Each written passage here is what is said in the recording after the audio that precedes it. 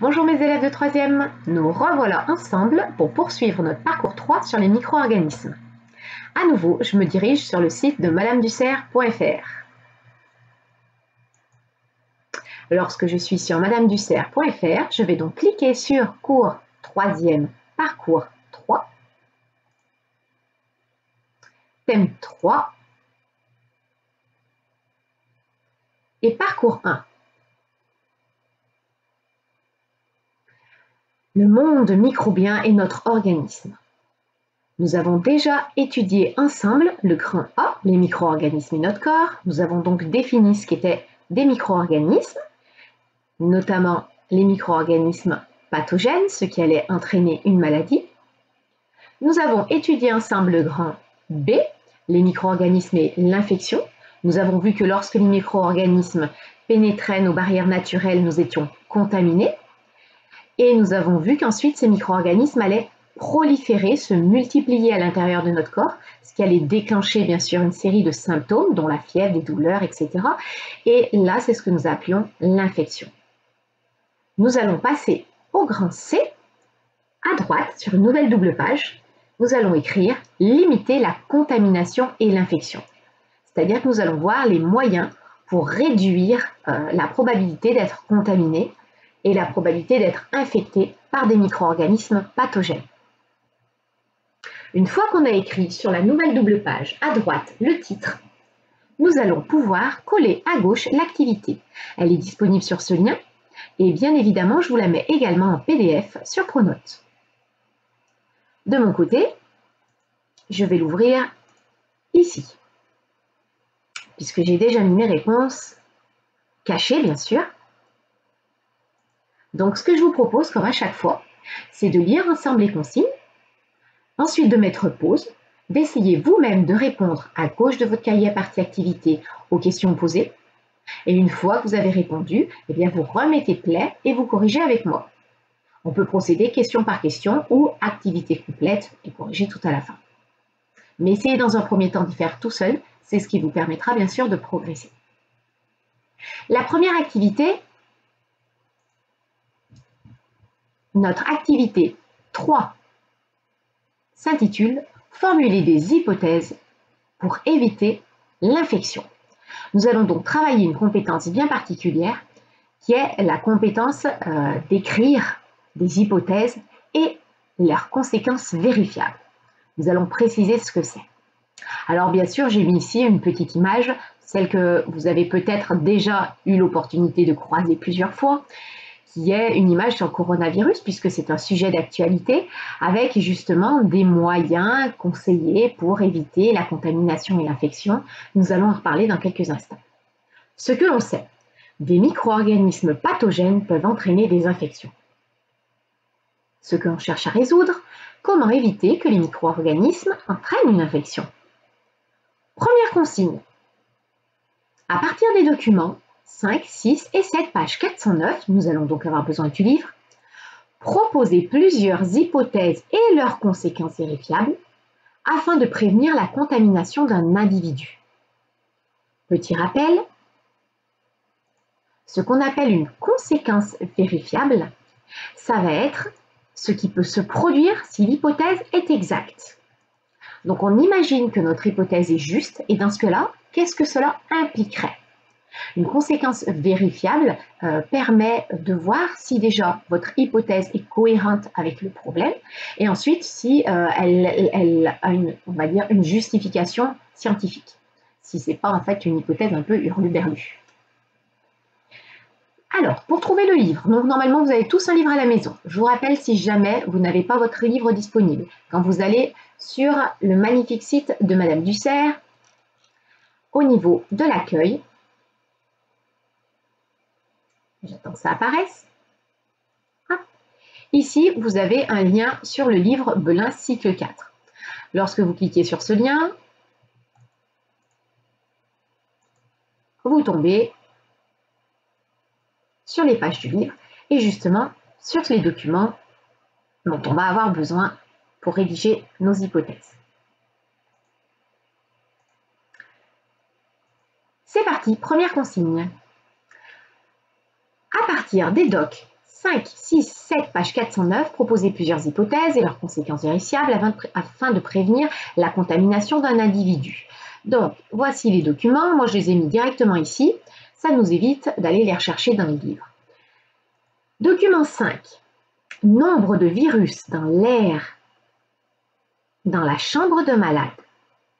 Mesure effectuée après 20 minutes de présence du malade infecté par le virus. Alors, je crois que c'était de la grippe, on va vérifier, mais j'ai peut-être coupé un petit peu court. Par le virus de la grippe, c'est ça.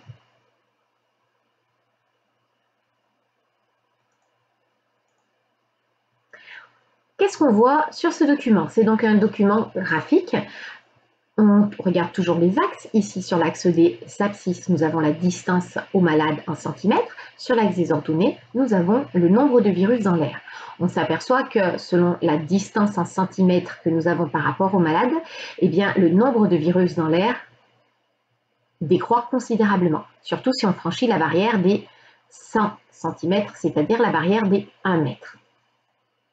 Document 6, un geste de la vie courante. Alors là, je pense que vous avez tous reconnu, cette personne, elle est en train d'éternuer ou de tousser dans son coude. Document numéro 7, campagne en faveur du lavage de mains. Là, on vous parle d'un rhinovirus. Donc, un rhinovirus, c'est un virus responsable des symptômes du rhume, le nez qui coule, le nez qui brûle, le nez bouché. Est détecté sur les mains de 40 personnes des personnes infectées, de 40% pardon, des personnes infectées, et sur 6% des objets dans leur habitation. Et ici, on vous met en photographie un savon. Comment ces trois documents peuvent nous permettre de proposer des hypothèses? Eh bien, on va s'en servir pour formuler notre hypothèse d'après ce qu'on sait et d'après ce qu'on voit.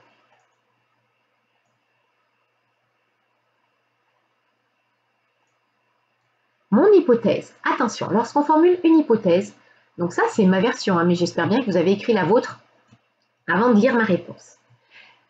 Quand on écrit une hypothèse, il faut toujours dans un premier temps montrer notre incertitude. Je suppose que, j'imagine que, il se pourrait que, je crois que, je pense que. La mise en place de gestes barrières, qu'est-ce que j'appelle gestes barrières? Eh bien, être à distance de personnes infectées, c'est ce que je vois dans le doc 5. Même j'aurais pu signaler plus d'1 mètre, puisqu'apparemment l'efficacité est assez réduite quand on est éloigné de moins d'1 mètre. Tandis que lorsqu'on est éloigné de plus d'1 mètre, là, on voit vraiment que l'efficacité est plus importante. Se laver les mains régulièrement, c'est le document 7. Ainsi de faire des campagnes, d'ailleurs, de prévention pour se laver les mains.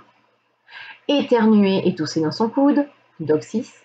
Eh bien, je suppose que tout ça, ça réduit les risques de contamination d'une personne. C'est-à-dire que ça réduit les risques qu'un micro-organisme pathogène puisse pénétrer, franchir les barrières naturelles d'une personne et la contaminer. Si mon hypothèse est exacte, qu'est-ce que ça peut entraîner comme conséquence vérifiable? Si mon hypothèse est vraie, alors, donc ça c'est ce qui introduit que, je vais mettre ma conséquence vérifiable, il y aura moins de personnes contaminées en respectant ces gestes barrières que de personnes contaminées qui ne les ont pas respectés.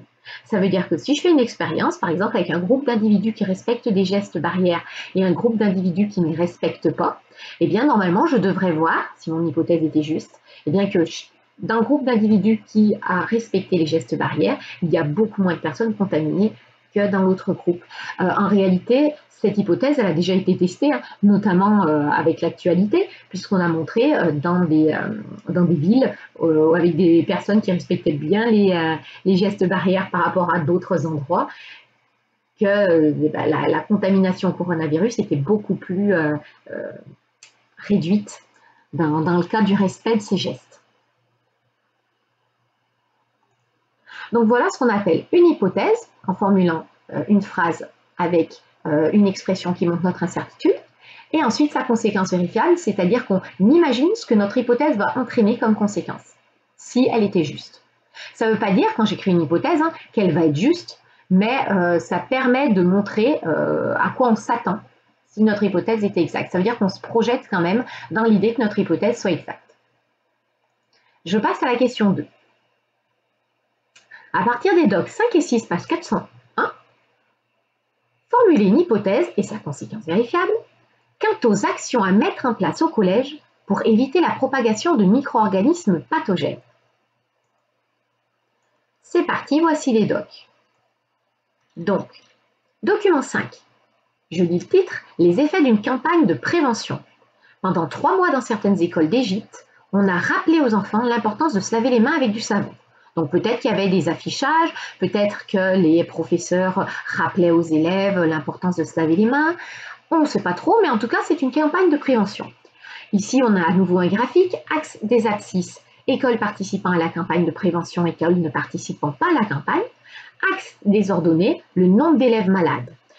Sur plusieurs types de micro-organismes, des micro-organismes qui entraînent une conjonctivite, des micro-organismes qui entraînent une diarrhée, des micro-organismes qui entraînent la grippe.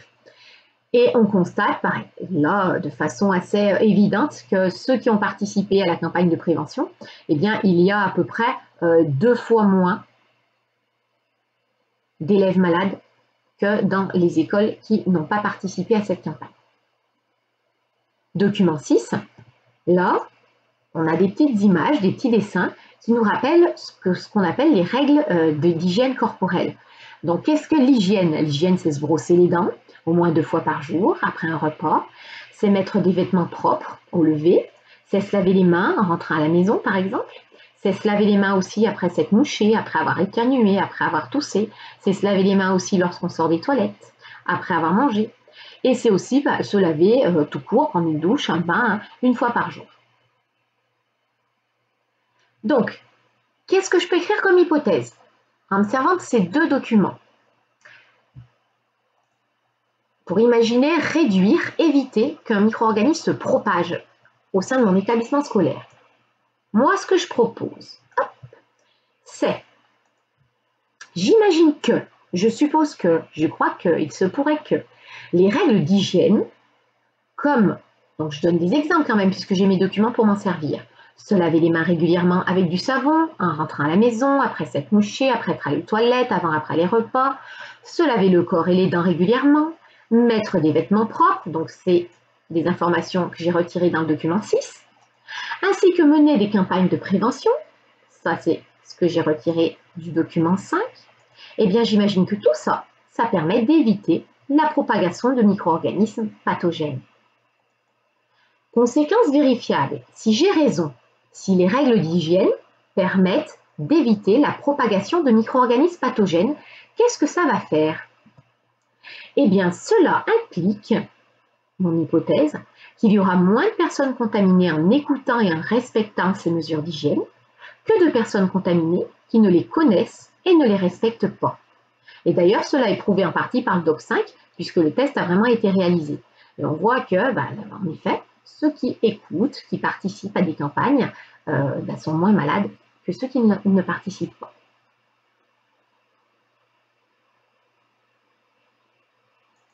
Je vais pouvoir passer à la consigne numéro 3.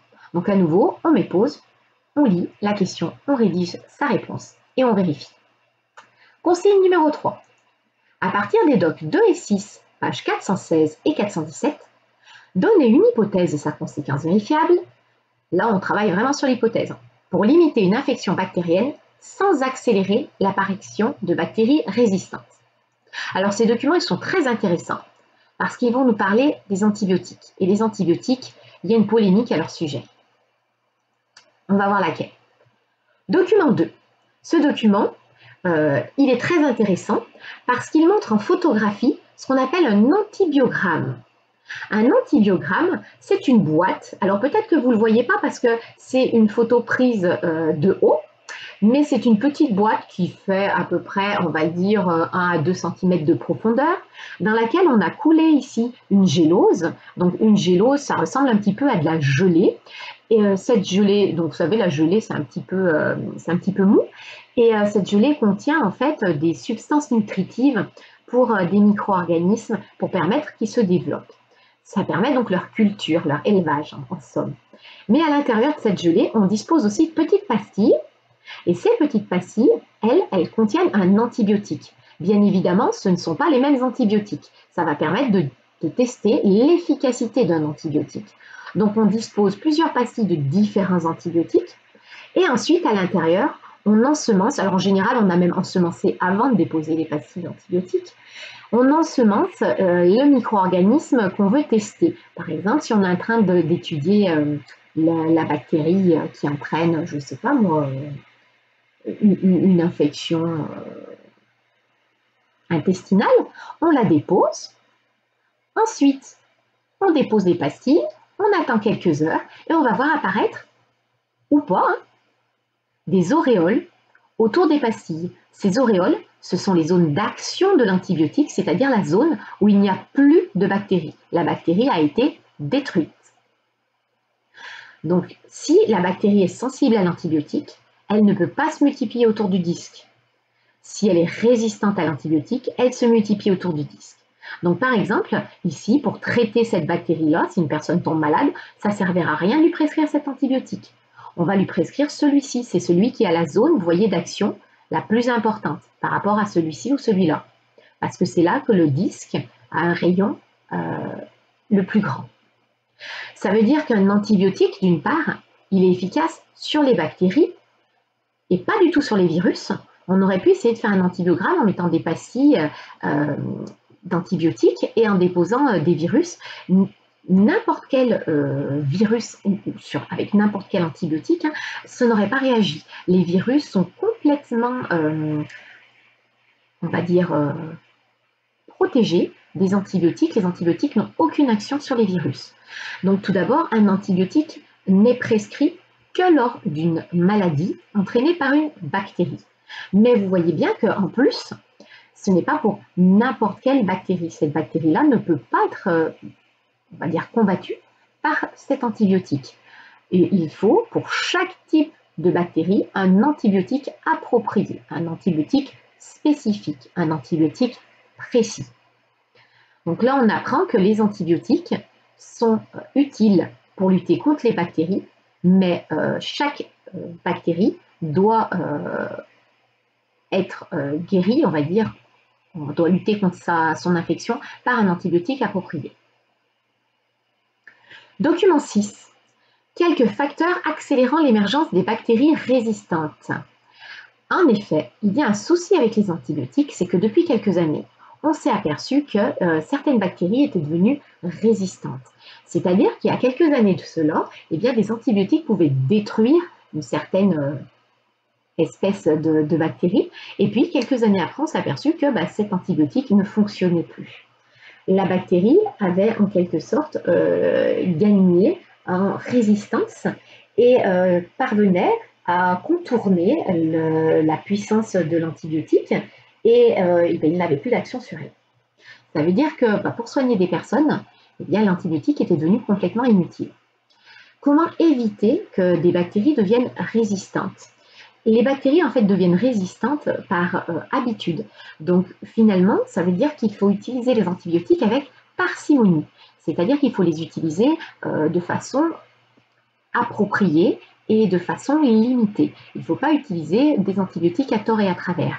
Il ne faut pas, par exemple, prendre des antibiotiques sans prescription médicale, c'est-à-dire garder des antibiotiques dans sa pharmacie à la maison, et puis lorsqu'on retombe malade, reprendre ces antibiotiques-là. Pour plusieurs raisons. Tout d'abord, on ne sait pas si, lorsqu'on retombe malade, si c'est à nouveau une bactérie ou un virus.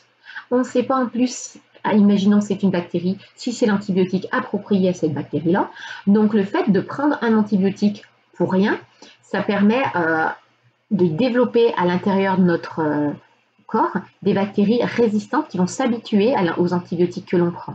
Et ensuite, si par exemple on est hospitalisé, on va transmettre des bactéries résistantes aux autres patients, ça veut dire qu'on va contaminer notre entourage, ou alors on peut aussi contaminer notre entourage avec nos bactéries résistantes par le contact avec nos mains, par la toux, etc., etc.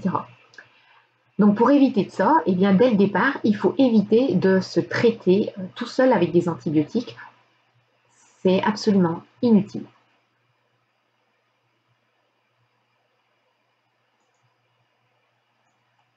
Donc qu'est-ce que j'ai écrit? Mon hypothèse.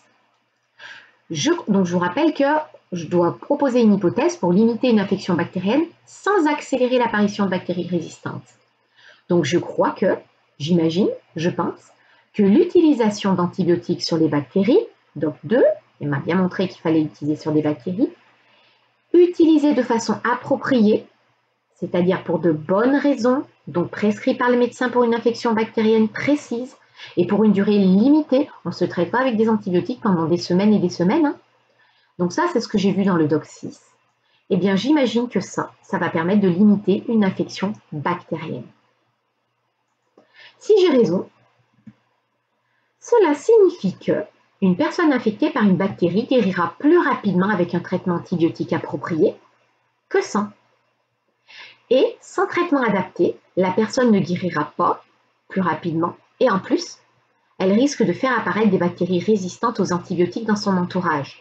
Donc ça veut dire que si elle prend n'importe quel antibiotique, donc des antibiotiques qui ne traitent pas la bactérie pour laquelle elle a été contaminée, infectée, eh bien non seulement je ne vais pas guérir de ma maladie, mais en plus, je vais faire apparaître des bactéries résistantes et ça veut dire que l'antibiotique que j'ai utilisé, eh bien dans quelques années, sera complètement inefficace contre les bactéries pour lesquelles il combattait aujourd'hui.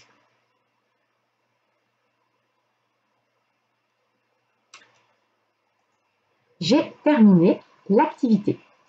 Je me permets de vous montrer une petite vidéo. Cette vidéo, c'est une pub justement sur les antibiotiques, puisqu'une campagne de prévention a été réalisée en France pour dire aux gens qu'il fallait arrêter de prendre des antibiotiques à tort et à travers.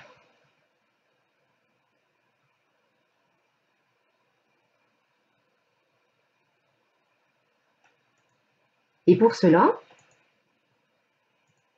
il y avait une petite vidéo, vous l'avez tous vue, qui dit, alors je vous conseille d'aller cliquer sur ce lien parce que vous risquez de pas entendre le son sur mon tuto, mais en gros, à chaque fois, donc là c'est une pub où on voit jouer des personnes.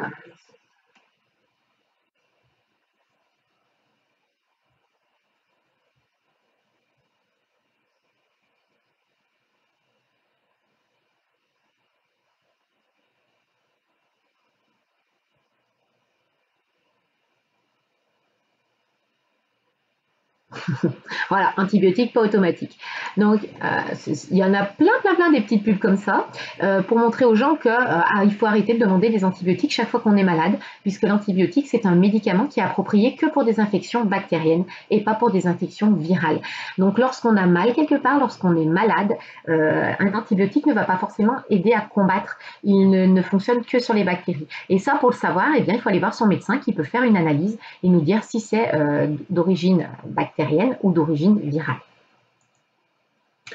Donc, une fois qu'on a terminé notre activité, comme d'habitude, on va pouvoir s'auto-évaluer. Donc, cette fois-ci, vous l'avez bien deviné, c'était évident. Nous avons travaillé la compétence C10, formuler une hypothèse. Comment savoir que nous parvenons bien à formuler une hypothèse avec ses conséquences vérifiables? Eh bien, parce que nous avons fait des propositions en lien avec le problème à résoudre. Attention, on ne formule pas une hypothèse qui n'a rien à voir avec le problème. Hein. À chaque fois, il faut vraiment que notre hypothèse soit cohérente. Donc, c'était un lien avec le problème et avec les documents qu'on avait à notre disponibilité. Donc, notre hypothèse a du sens. Elle est formulée de façon à montrer que nous étions incertains, je pense qu'il se pourrait que, et l'hypothèse est accompagnée de sa conséquence vérifiable, c'est ce qu'elle implique directement et que je peux vérifier. Sinon, ce n'est pas une conséquence vérifiable. Si on est bien réussi à formuler notre hypothèse, on peut cocher le petit bonhomme vers la droite. Si on n'est pas arrivé, ben on coche plutôt le petit bonhomme vers la gauche. Et dans ce cas-là, ben il faut essayer de recommencer et de se réentraîner. C'est pas évident dans un premier temps d'écrire. Alors, une hypothèse, normalement, vous êtes entraîné depuis la 6e, donc je pense que vous y arrivez. Par contre, essayez d'imaginer la conséquence vérifiable. Parfois, c'est un peu plus délicat. Donc là, il faut s'entraîner, essayer à chaque fois de se dire, si mon hypothèse était exacte, qu'est-ce que ça voudrait dire? Qu'est-ce que cela impliquerait? Nous allons pouvoir passer à la leçon. Je retourne sur le magnifique site de Madame Dussert. Nous avions écrit le grand C à droite et voici la leçon. Donc moi, je vais la lire. Ce que je vous propose, c'est de mettre pause pour pouvoir la recopier. C'est parti. Les mesures d'hygiène. Donc qu'est-ce qu'on appelle l'hygiène? Se laver régulièrement, Utiliser des mouchoirs jetables pour éviter bien sûr de traîner les micro-organismes dans sa poche par exemple. Et les gestes barrières, qu'est-ce qu'on appelle les gestes barrières? Éternuer dans son coude, ne pas s'approcher trop près des personnes infectées, etc., etc. Tout cela permet de réduire le nombre de contaminations.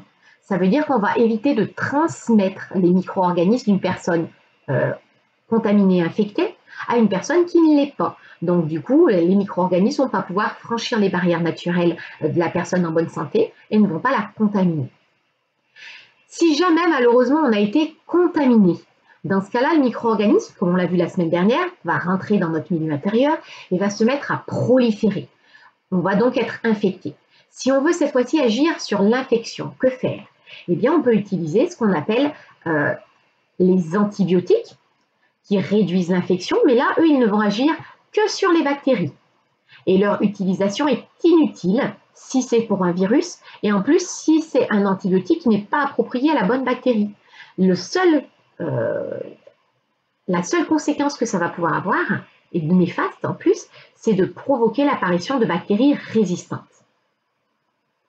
Et pour lutter aussi contre l'infection, on peut utiliser ce qu'on appelle des produits antiseptiques. Les produits antiseptiques, eux, comme par exemple l'alcool à 70, la bicepsine, qu'est-ce qu'on connaît comme produit antiseptique? Vous avez peut-être à la maison des sprays antiseptiques variés, il existe différentes marques. Et bien ces produits antiseptiques, ils détruisent les micro-organismes. Par exemple, lorsque vous faites une blessure, et bien souvent vous la désinfectez avec un produit antiseptique.